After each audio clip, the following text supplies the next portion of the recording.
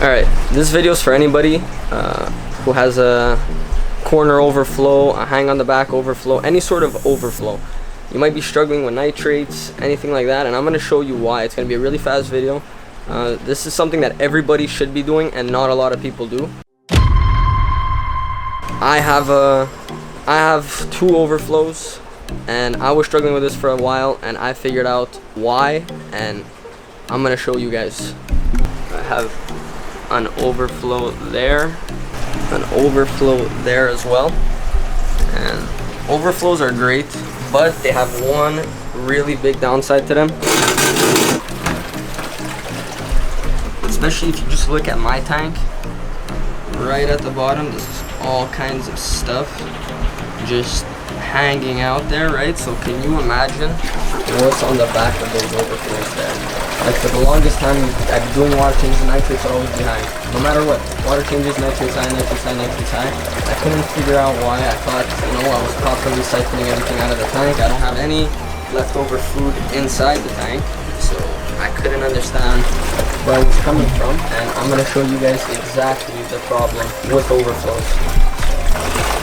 So what I'm going to do is put my siphon hose into the back of that overflow right there, and then siphon it into a bucket so you guys see exactly what hangs out back there. And I did this last week, so it's not like it's been here for months. Literally just did this last week.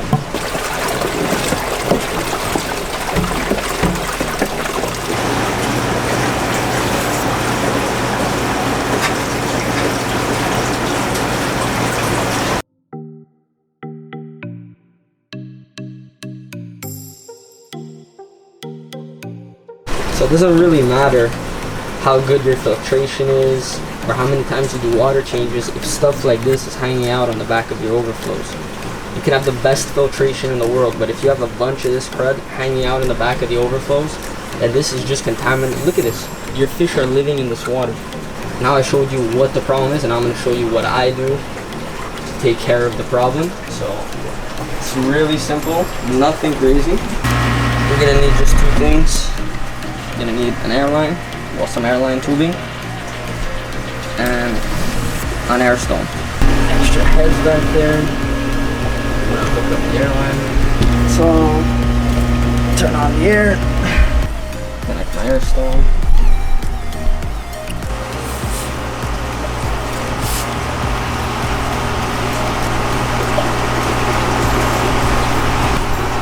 Take this right back into my overflow chamber. Just gonna plop this in there.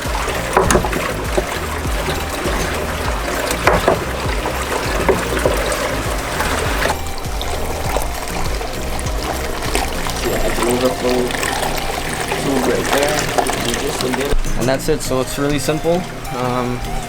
It took me a while to figure this out and understand why my levels of nitrate and ammonia were where they were at, despite all the water changes, despite the filtration, despite everything. And it's just a quick tip to give you guys, in case you're struggling or in case you have an overflow. Everyone with an overflow should know about this, because it's crazy. The first time I figured it out, I must have been siphoning in there for about like half an hour, just pulling stuff out, and it was disgusting. So I hope that helped, and good luck.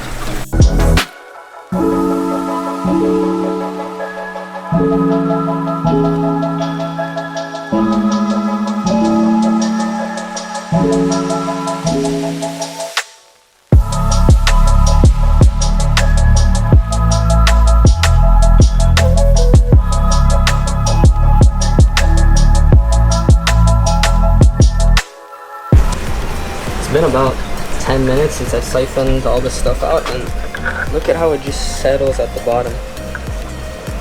You need to get this stuff moving and turning around and going through your filtration, or else this is horrible.